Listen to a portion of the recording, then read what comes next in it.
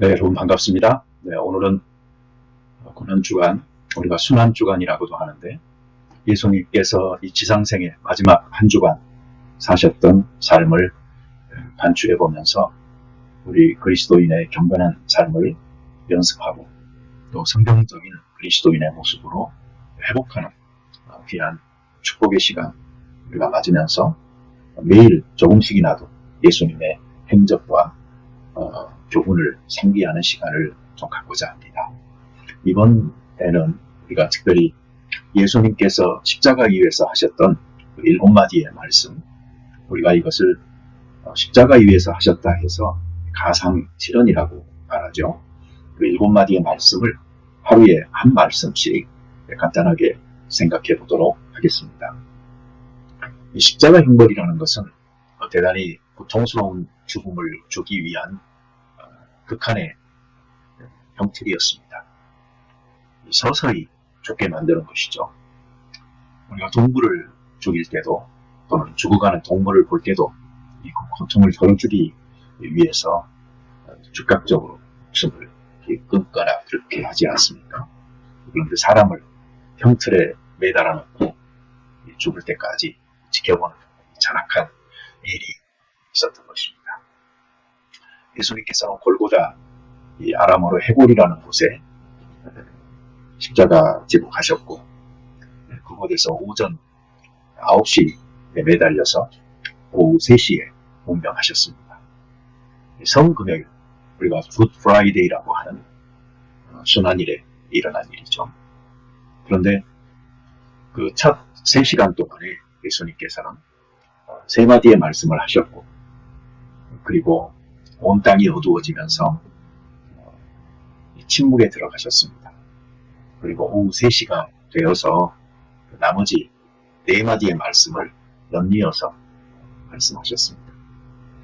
운명하시기 직전이니까 우리는 이것을 예수님의 유언으로 생각하고 받아들입니다. 물론 부활하시고 나서 다시 제자들에게 승천하시기 전에 하신 말씀이 있죠. 우리가 지상 그 명령이라고 받아들이는 마태복음 28장에 나오는 말씀, 그 말씀도 소중하지만 여기 가상칠언의 한마디 한마디도 참 소중한 말씀들이니 우리가 기억하고 넘어갔으면 좋겠습니다. 오늘 우리가 살펴볼 말씀은 첫 번째 말씀인데요. 누가복음 23장 34절에 나옵니다. 아버지 저들을 사하여 주옵소서 자기들이 하는 것을 알지 못함이니이다. 이것은 용서의 기도입니다. 남을 용서한다는 거 참 어려운 일이죠. 특별히 자기 목숨이 죽게 되는 남을 생각한다는 것은 참 어려운 일입니다. 어쩌면 우리라면 턱도 없겠지요. 오히려 이렇게 하기가 더 쉬웠을 겁니다. 남의 죄가 아니고요. 내 죄를 사해달라. 내가 잘못했으니 용서하고 살려달라. 그런 순간에도 예수님께서는 남을 위한 용서의 기도를 드립니다. 평소에 용서를 가르치고 누구보다 앞장서 실천하셨던 예수님이셨기에 가능한 일입니다. 훈련된 삶이 이런 절대절명 위기의 순간에 이런 기도를 드릴 수 있게 한 배경이 된 셈이 있죠. 용서에 관해서 나중에 용서해야지 하는 사람은 기억해야 합니다. 오늘 용서하지 못하는 사람은 내일도 용서하기 어렵습니다. 어렵더라도 오늘 실천하면 나중에는 더 쉽게 더 잘할 수 있습니다. 예수님께서는 7번뿐 아니고 7번을 70번까지라도 용서하라 라고 하신 말씀, 이거 우리가 교훈으로 가지고 있지 않습니까? 예수님의 용서하시는 기도 드리는 장면에서 저는 스데반 집사님의 순교 장면을 떠올리게 됩니다. 사도행전 7장 59절 60절은 이렇게 기록하고 있죠. 그들이 돌로 스데반을 치니 스데반이 부르짖어 이르되 주 예수여 내 영혼을 받으시옵소서 하고 무릎을 꿇고 크게 불러 이르되 주여 이 죄를 그들에게 돌리지 마옵소서 이 말을 하고 자니라. 얼마나 극한 환경입니까? 그곳에서 정말로 평안합니다. 하나님을 용서하고 죄를 돌리지 마옵소서 하고 무릎 꿇어 크게 부르짖는 이 스테반, 예수님과 겹쳐지는 귀한 모습입니다. 용서 쉽지 않습니다. 하지만 어찌 보면 용서는 기본입니다. 오해죠. 우리는 용서보다 더한 말씀을 실천해야 하거든요.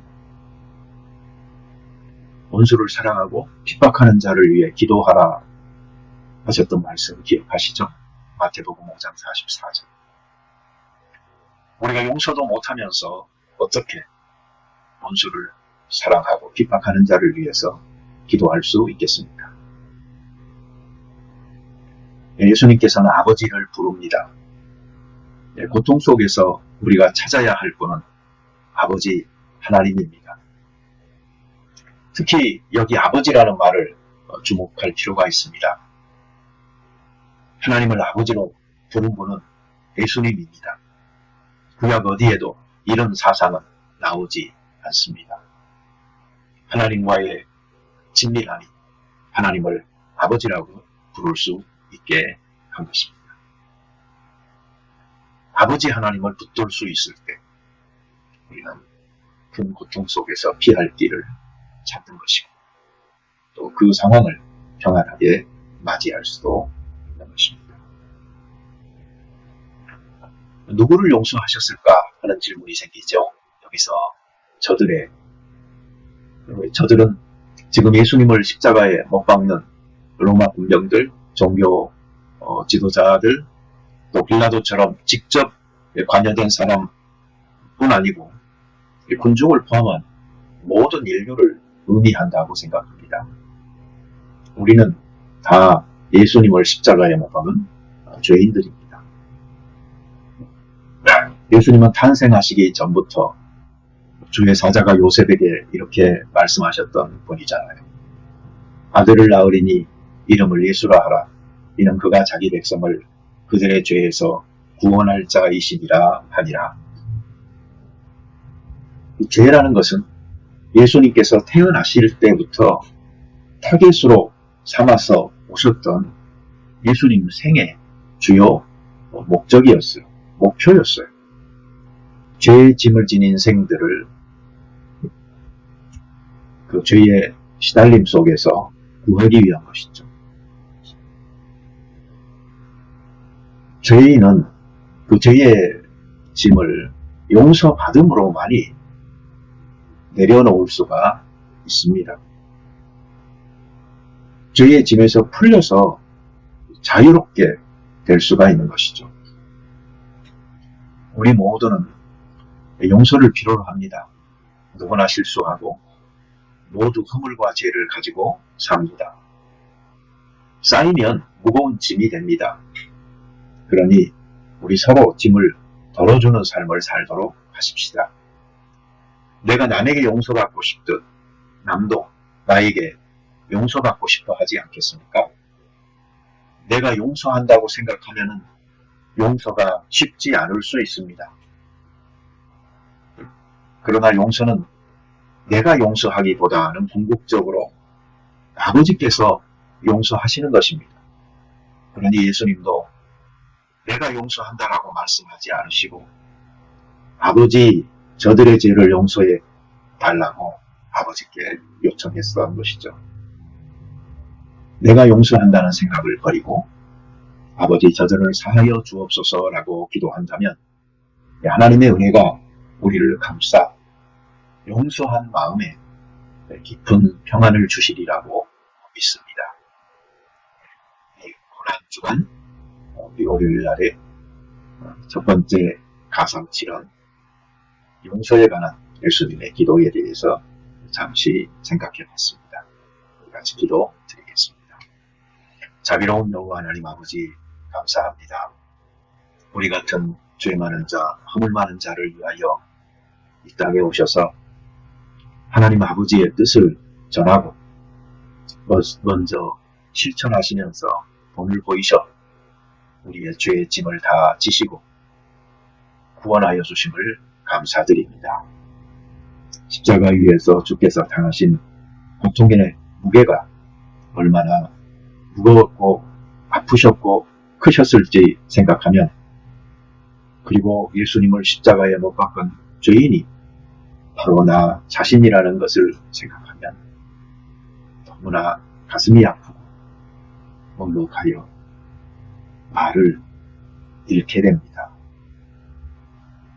그러나 주님, 십자가의 고통 속에서도 저들의 죄를 용서해달라 아버지께 간구한 주님을 생각합니다. 용서받은 죄인의 기쁨을 느껴봅니다. 그러니 이 기쁨이 더 크기에 우리는 예수님을 찬양할 수 있습니다.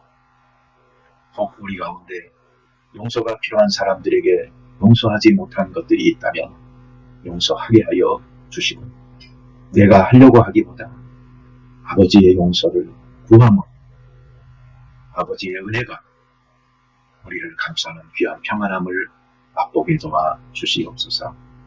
이 고난주간 하루하루 시간이 지나가면서 예수님의 십자가 앞으로 점점 더 가까이 나아가게 하시고, 그곳에서 모든 인생의 짐들을, 고민을 내려놓고